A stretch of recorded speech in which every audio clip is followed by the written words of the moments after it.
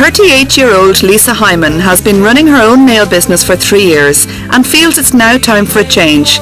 She's tired of the antisocial hours and she's in search of greater job satisfaction. Got your spray tan kit, your tent, your luggage, and then sometimes you come in the lashing rain and you're at an apartment complex and you've got to go up 3 flights of stairs and you're thinking, oh my God, why am I doing this job? Finally, for now, it's heavy on clip. She wants to become a radio presenter, and while I might have misgivings, there's no doubting her determination. With Lisa, it's just very simple.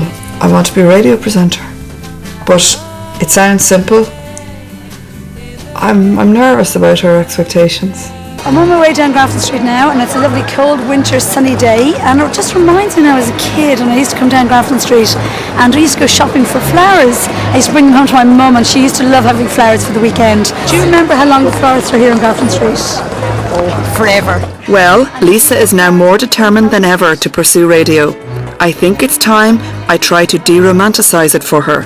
I've given her the equipment to go out and get some vox pops. The flowers. For which you need a bit of a hard neck and a very thick skin. Would you bring them home to Mammy? No, not really. Any reason why?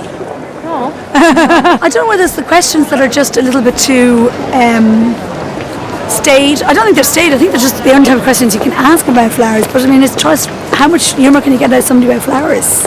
I think I've picked the wrong subject. Excuse me, guys. I'd like to stop and talk to you for a minute. No, I go on. Excuse me, can I ask you a few questions about eating out in Dublin? Go back to work. Can I ask you? No?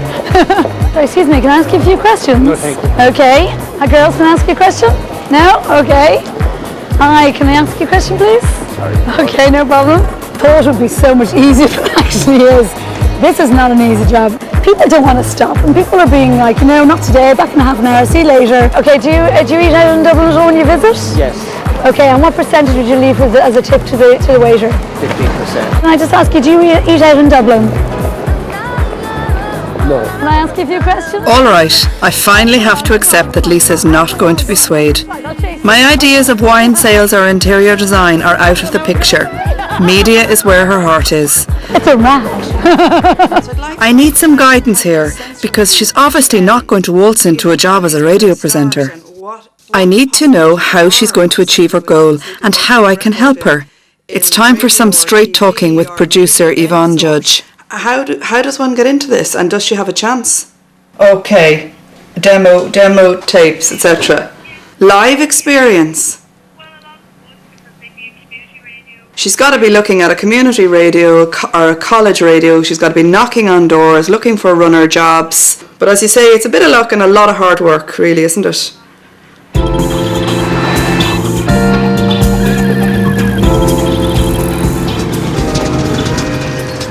I think there's no doubt about it. If you're determined about this and you want it enough, I think you can have it. Okay. But there's something I need you to accept, and that is the road that lies ahead. Yes, of course. Because it's going to be long. Yeah. Okay. So from the point of view of you getting into this career, one possible way would be for you to apply for a job as a runner. Yeah. For a radio show. Okay. Now that would mean an 8-hour day on a very, very low salary, probably minimum wage, making coffees, running around after people. Sure. And some of the most successful people started as runners. Yes. How would you honestly feel about that? If it's getting me into something that I want to do, I don't mind doing the pre. For 2 years. I don't expect to go straight in and sit at a desk and go, hi, good morning, I'm Lisa and you're listening to whatever.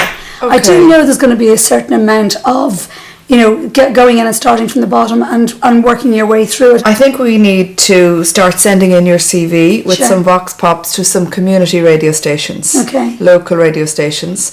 And let's get a good CV together with a good letter and a couple of CDs that you can send in. Okay. The other thing is, there's a very good course. This is just another backup plan out in Ballyfermot. It's a year long. Would you be willing to look into that? I don't know if I would go back and do something that I could study, but I don't know about going back full time for a year.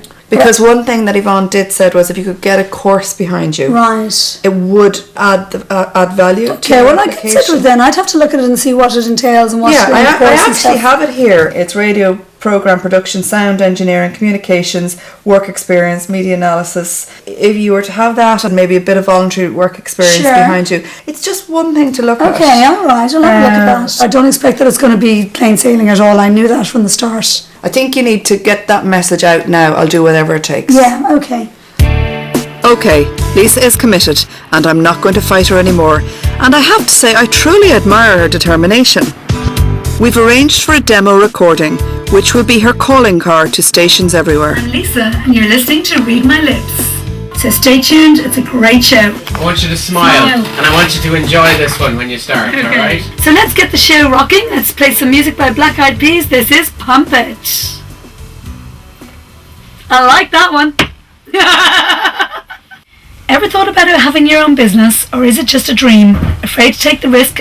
Sorry. No, go again. Ever thought about having your own business, or is it just a dream? Well, my first guest took the risk. Ronan Ryan of Town Bar and Grill. Welcome to the show. Do you think it makes a big difference to be seen at your restaurant? It's different. The Irish thing is, I think it's very distant to London and Paris, maybe New York, where you have to be seen in your restaurant. And I think a lot of the English kind of chefs have come over and opened restaurants and flown back the next day, and they fail miserably, where if you're in your business, Irish people kind of give you a bit more. So now on to a different matter. With spring and summer not so far away, low cleavage tops, push up and push out bras for the flat chested. And then there's the other side, the woman with the 4 boobs. Not a pretty sight. Is it just a case that we're wearing the wrong bra size? So on the line from London is experienced fashion and lifestyle presenter Jill Kenton. Good afternoon, Jill. You never wear white under white. You always wear like a skin colour or a nude colour under white. You don't wear the same bra day in, day out. You change your bras, because otherwise if you've got to wear the same bra over and over again, it's going to stretch. Right, okay. You've been listening to Read My Lips with Lisa Hyman. Have a good one.